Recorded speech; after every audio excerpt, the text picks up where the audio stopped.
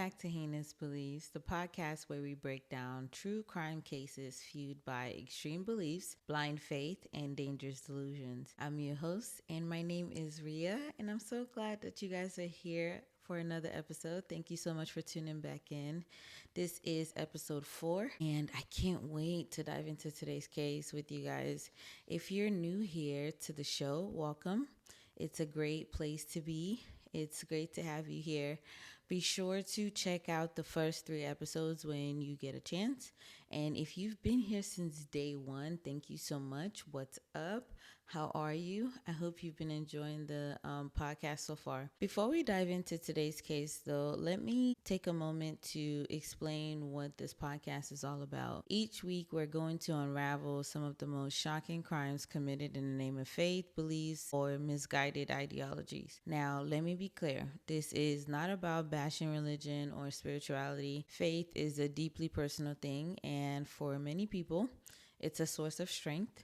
But sometimes we know that faith can take a very dark turn, and that's where this podcast comes in. So if you were confused, that's what we do here on Heinous Beliefs. I talk about cases that are fueled by belief systems, whether it's Christian, Muslim, Buddhist, whatever it is. I talk about all religions, okay?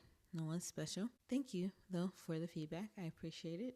Another quick disclaimer is this show will cover heavy topics, so listener discretion is advised. My goal is to tell these stories respectfully, but also dig into the hard questions about how and why these events happen. All right, so today's case is about a man that thought annihilating his whole family would also annihilate his financial problems that he put his family in, justifying it by saying that they would have not wanted to be on welfare or poor, and he was pretty much sending them to heaven before they became sinners in the world. So go ahead, grab your tea, grab your coffee, grab your blanket, cozy up. Let's get into it. John Emil List was born on September 17, 1925 in Bay City, Michigan. His childhood was defined by strict German Lutheran discipline. His father, John Frederick List, was deeply religious but cold and distant to his family. He rarely showed affection, treating John more as an obligation than a son. His mother, Alma, on the other hand, was extremely overbearing, smothering him with attention and ensuring that he lived by strict Christian values.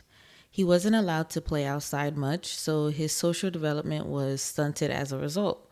As a young man, List served as a U.S. soldier in the U.S. Army during the World War II, working primarily as a lab technician. After the war, he used his GI Bill to get a degree in business administration from the University of Michigan, eventually earning a master's in accounting. His skills in finance was solid, but personality-wise, not so much. He was socially awkward, emotionally detached, and incapable of handling confrontation. In 1950, he met Helen Morris Taylor, a widow with a young daughter. Helen was charismatic, outgoing, and enjoyed drinking. Everything that John was not. He was rigid and conservative, but she pressured him into marriage by falsely claiming she was pregnant. I'm going to be referring to him as John from here out because it's just easier for me, but I'm talking about John List, okay? So I'm talking about the same guy, but his last name is List. I'm just going to refer to him as John from now on. So, wanting to do the right thing, John married her in December of 1951. From the start, their marriage was rocky. Helen resented John because he had an uptight nature and forced religion down everyone's throat, while he despised her for her lack of discipline, her lack of faith, and her growing dependence on alcohol and tranquilizers. By the 1960s, the List family was living in a grand 19-room Victorian mansion. This is after John gets a really nice job. And he goes ahead to ask his mother, Alma for the down payment to this house. He was more counting on being able to pay the mortgage for it. So he got a down payment from his mother. And the condition for that was that she lived in the house. Okay, so they had 3 children: Patricia, who was 16, John, who was 15, and Frederick, who was 13. They also lived with Alma, and she lived on the top floor. She had her own apartment.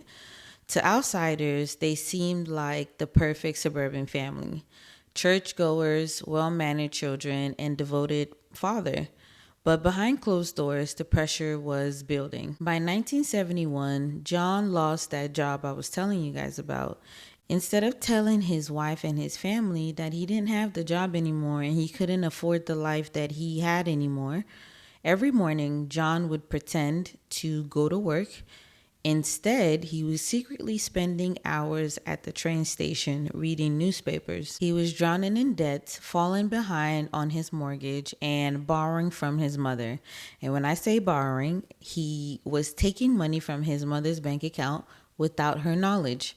His rationale here was that she was going to get it back. He was going to give it back to her eventually, so he didn't necessarily see anything wrong with it. So he technically was not borrowing it, he was stealing it, but we'll say he was borrowing. So pretty much he's quote unquote borrowing money from his mother to keep up appearances. And meanwhile, his wife's drinking was getting worse, and his daughter Patty, Patricia, the 16-year-old, was becoming more independent and pursuing theater and even expressing interest in the occult, which horrified John. In his mind, his family was spiraling out of control, and he believed that he had one way to fix it. John was the kind of man that needed to be in control of everything.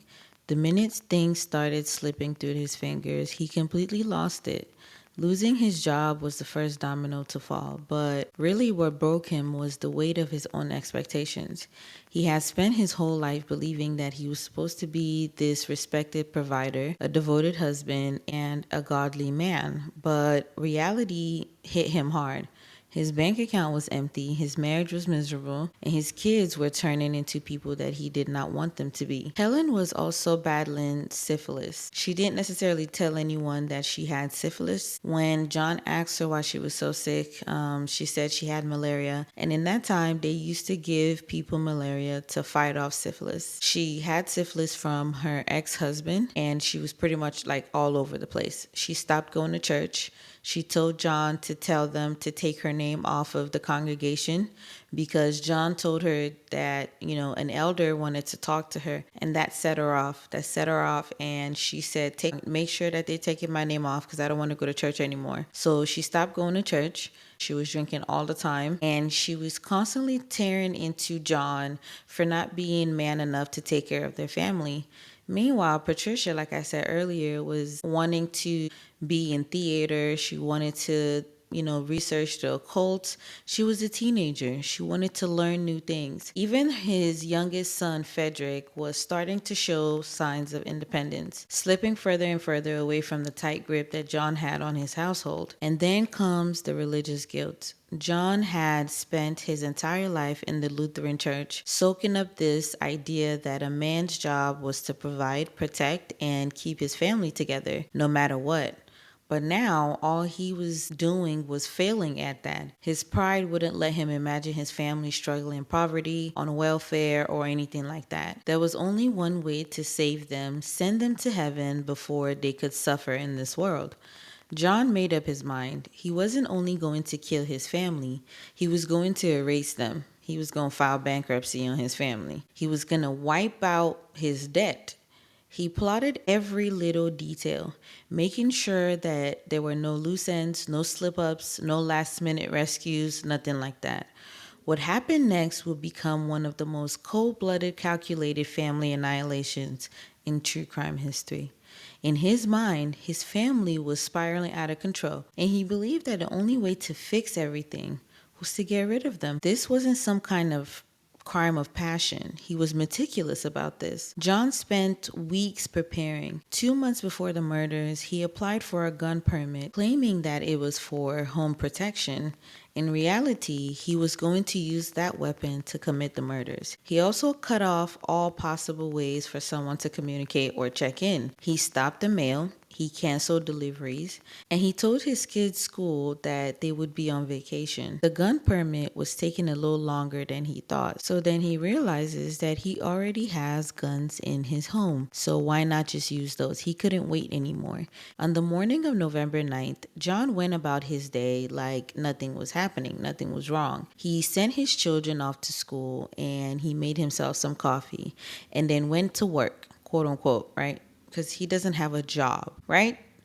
His first target when he got home, though, was his wife, Helen. And she was sitting at the kitchen table drinking her morning coffee when John crept up behind her and shot her in the back of the head with a 9mm pistol.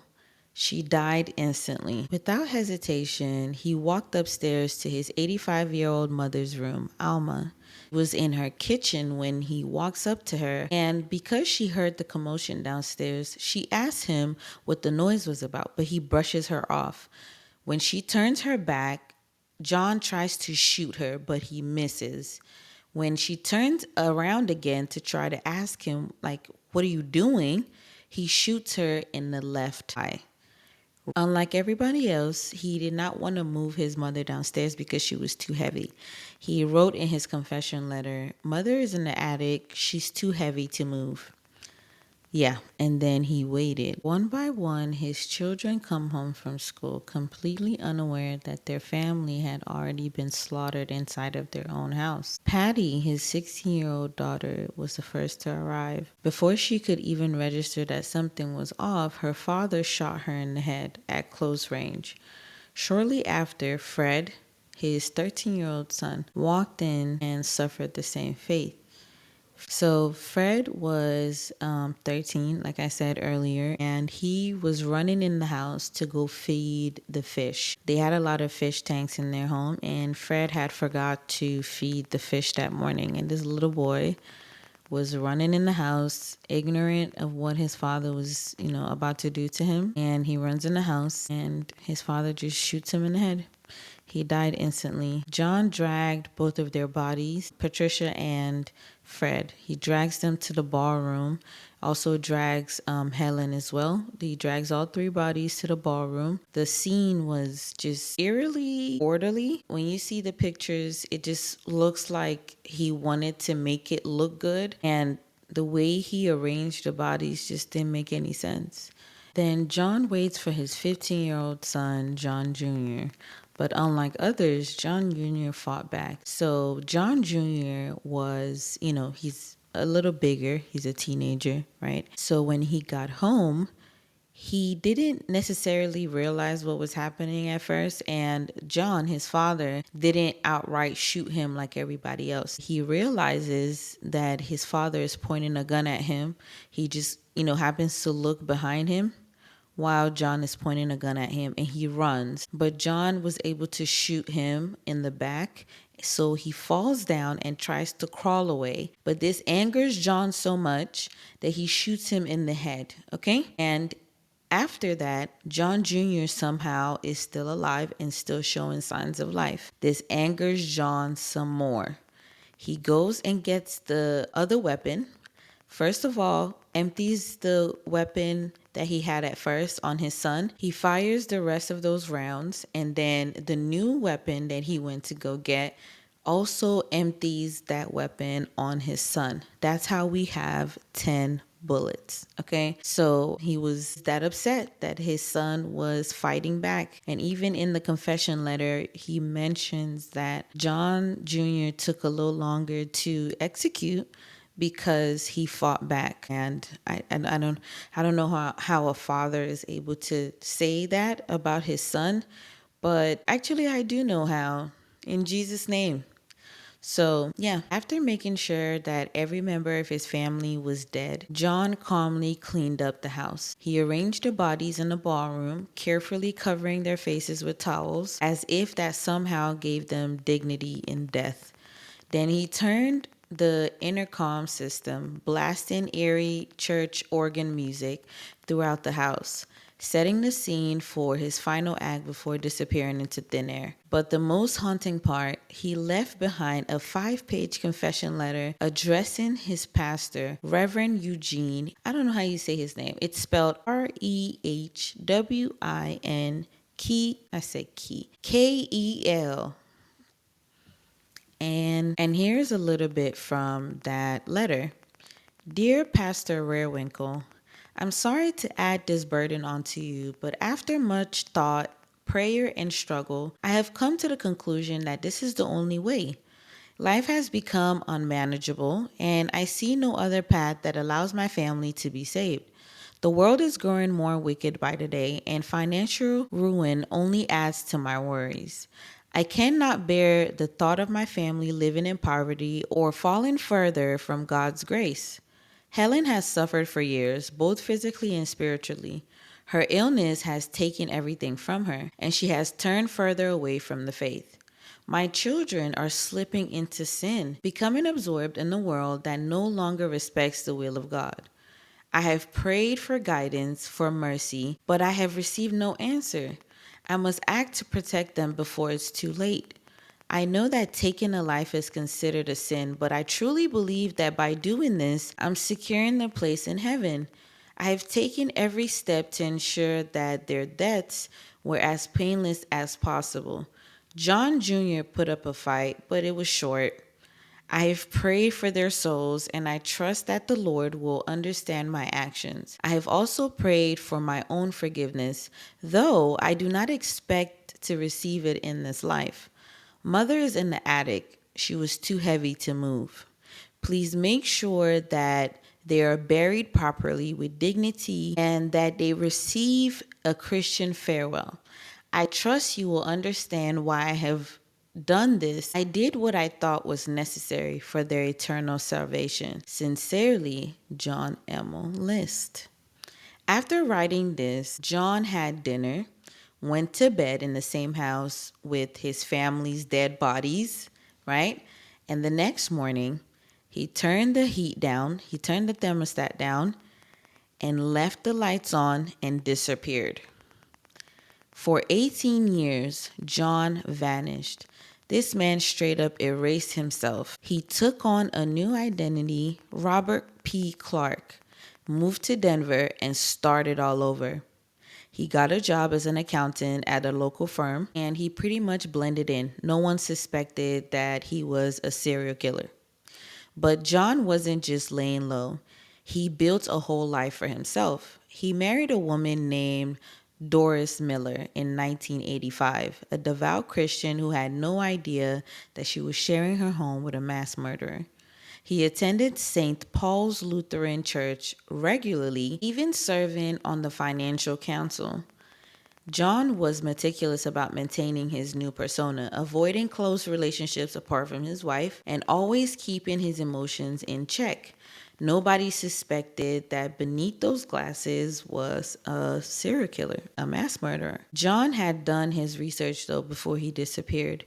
He chose a common name. He got fake social security documents, and this was at a time where you could really fake those things, right? They're not as secure as they are today. He even studied ways to remain unnoticed, borrowing ideas from true crime books and military strategy. In 1989, America's Most Wanted aired a segment about John's story because after about a month after John left, the bodies were found because people were sending in welfare checks.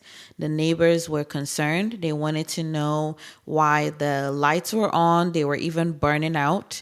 And they needed to know why the music was going on, the lights were on, everything was on, but there was no one coming in or out of the house, right? So they did call in a wellness check, and that was when they realized what John had did. They found a letter.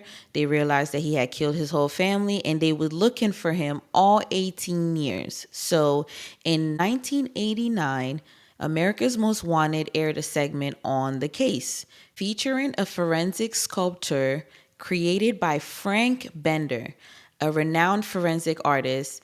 The bust, which that's what it's called, like the sculptor, it's called a bust. And it was so accurate that a neighbor from Clark Middleton, Virginia, recognized him immediately. She called the FBI, and within days, authorities had found John. When agents confronted him at his accounting office, they asked him the $1 million question: "You're actually John List, aren't you?" His face turned pale. His carefully crafted world was crumbling. Just like that, poof. After 18 years, his freedom had come to an end. So, after close to 2 decades of living a fake life, John List finally got what was coming to him. In 1989, they hauled John back to New Jersey to face his 5 counts of first-degree murder, and prosecutors went hard. They were painting him as a cold-blooded murderer who wasn't just down bad financially, but also fueled by his twisted religious beliefs. His defense tried throwing some kind of claim of PTSD from the military and obsessive compulsive disorder, but the jury was not buying it. After a 6-week trial in April 1990, John was found guilty on all charges.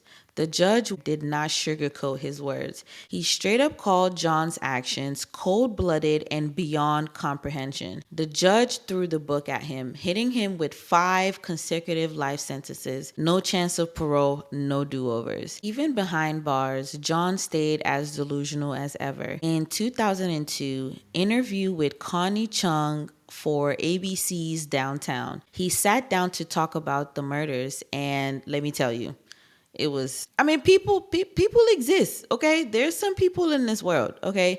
He looked frail, but he still was as detached as ever. When Chung hit him with some obvious questions, "Why didn't you just off yourself?" Like, she was pretty much asking him, "Why didn't you do it? Why didn't you take your life instead of taking your family's life?" His response was, "Suicide would have barred me from heaven. But this," he still expected to see his family in the afterlife. He expected to be forgiven for this, but not suicide. Not you, though, right? The God wouldn't want you to off yourself, right? Because you're the chosen one. You are the one that needs to live a full life and figure out what life has for you out there. But you get to decide that you're going to send your children to heaven early and then beg for forgiveness and go meet them later on like everything is cool. I didn't actually shoot you. I didn't kill you. It's all good. And if I did it for your own good. It's fine, right? One of the wildest parts of the interview, he admitted that after killing his wife, he sat down and ate lunch at the same table where she was murdered. His excuse? "I was hungry." The way he talked about it, like it was just another Tuesday, was as disturbing as I don't know what. Even when he described how he kissed his mother before putting a bullet in her head and admitted that John Jr. had to be shot multiple times because he moved too much. No regret, no hesitation, nothing. Chung tried to get something, anything out of this man, but John did not flinch at all. He was relentless in his actions. He didn't care. He said he did what was best for his family and that he was at peace with his actions. And when she asked him if he ever thought about what his kids would have wanted, he answered her as cold as ever. "They would have understood." That was his answer. He said, "They would understand. They would have understood what I did." The whole interview left people just shocked. Instead of a remorseful old man, he came across as a heartless, calculated killer who had spent decades convincing himself that he had done the right thing. Even in his final years, locked up in New Jersey State Prison, he never once admitted that he was wrong, never apologized, never second-guessed himself. Then in 2008, at 82 years old, John died of pneumonia in prison. No one claimed his body, no family, no friends, just an unmarked grave. He left this world just like he lived in it, alone, self-righteous, and unrepentant. He did not care. He did not care that he killed his children, his wife, his mother, right? Because at this point, it's their fault. that he had to go through this. It's their fault that he lost his job and now he has to take care. Why are you buying a 19 room mansion that you had to even borrow the down payment for? Right? Like, how long did it take you to even realize that you did not have enough money for that mortgage? I'm pretty sure he knew that before he lost the job. I'm pretty sure he knew for a fact that he could not afford that house before he lost the job. Like, you made a dumb financial decision and people's lives were lost because of that, because you're so childish and so out of touch with reality that you think ending people's lives and then going on with yours makes any sense, because you think that there is a God somewhere that's going to forgive you for your actions, right? And this interview pissed me off so much because he was so deadpan, y'all. Like, this interviewer was trying so hard. Like, like, you don't feel bad. Don't you feel bad for what you did? Nope. He did not care. This man was so headstrong on the fact that he thought he did the right thing and Jesus would have been okay with it. Jesus had forgave him and he was going to see his family in the afterlife. But I mean, I don't understand how you guys will sit down and say, belief is okay. Like, just let people believe whatever they want. When we let people believe whatever they want, this is what happens, right?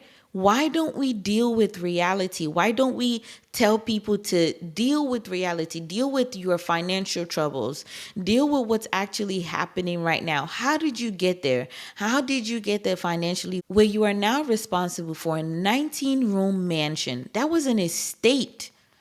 You borrowed down payment for an estate that you could not afford, and your children had to suffer for that. You guys are never going to convince. It makes no sense. I'm pretty sure this man went his whole life thinking that whatever he did, all he had to do was pray to God and it was fine. I'm pretty sure this is not the first time he has hurt someone and thought God was just going to forgive him for it. These are the kinds of people that want to latch on to belief because it gives them an excuse to do shit like this. He doesn't care. There's no empathy whatsoever. And somehow believers are so scared that if we don't read the Bible, if we don't have the Bible in our schools, if we don't have the Bible, blah, blah, blah, then everyone is just going to throw morality out of the window and everyone is just not going to know what's good and bad. Well, it doesn't sound like, even with the God and even with the Bible, it doesn't sound like you know what's good and bad. Even with the Quran or whatever other belief, it doesn't sound like these extra supernatural beings are giving you guys any more information to say this is wrong, this is bad, let's not do this, right? It doesn't sound like they're improving your mind in any way. It doesn't sound like your interaction with these supernatural beings are doing anything for your brain. You're not becoming a better person. You're not having more empathy for people. You're not treating people nicer, right? You're not actually paying attention to the planet. You're not paying attention to real-time news. You're not paying attention to what's actually happening. You're not paying attention to how many people are starving every day, how many people are essayed every day. You don't care about that because you're in the spiritual world. This man, he did not see his children or his family as human beings. He only cared about himself. When they're asking you, why didn't you go? If this was so horrible, why didn't you go? He's like, well, that would have stopped me from going to heaven. It's always me, me, me, me, me. I'm gonna need y'all to stop asking people why they question belief, because things like this happen. This is a man that annihilated his whole family. How hard could you believe something to want to annihilate your whole family? Think about that. Think how amazing is this belief that you think a God would be okay with letting you annihilate your family? And what kind of God would be okay with that? What kind of spiritual entity, whatever you want to call it, would be okay with you annihilating your whole family? I mean, y'all tell me. Like, this case, it's a perfect example of how twisted beliefs can be. John List wasn't some kind of deranged serial killer. He was quiet, church going. He was nice to people. He was like, you know what I'm saying? He wasn't some weirdo on the street, right? This man was an everyday man that you walk on, and these people are everyday people. That's another thing I want to highlight is these people that go on and kill their family members and do all these crazy stuff. These are people that you talk to on a daily basis. These are people that you see at the train station. These are people that you see at the coffee shop. These are people that you see every day. Every day. And they have stuff like this in their mind. They think about shit like this on a regular basis. This man spent over 2 months planning on how to kill his entire family. Yeah, you are talking to these people every day. I promise you, you are. And the scariest part is just no one will look at this as John List, right? Evil spirit, the devil, oh he was possessed, oh the evil.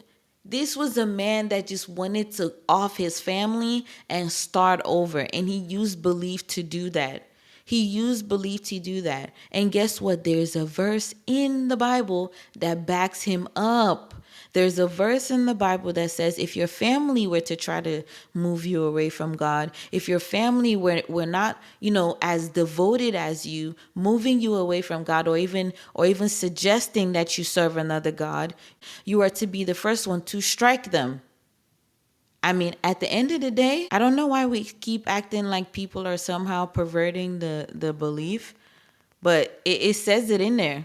It makes you wonder how many others are out here willing to do unthinkable things because they believe it's the right thing to do. Anyway, y'all, that's it for me. Thank you guys so much for tuning in. Until next week, Friday, I appreciate y'all. Thank you so much. Make sure you are sharing the podcast. Make sure you're talking to people about the podcast. Make sure you're telling your father, your mother, your brother, your sister. Tell everybody so we can get these listens up. We can get the numbers up. We can get the podcast out there. I really do appreciate you guys. Thank you again. I think I've said thank you like 5 times, but I'm never going to get tired of it. Thank you guys so much. I hit over 500 listens today. And I just want y'all to know that I appreciate y'all. I'm going to say thank you forever, forever and ever and ever. I love y'all. Bye. See y'all next week. Bye.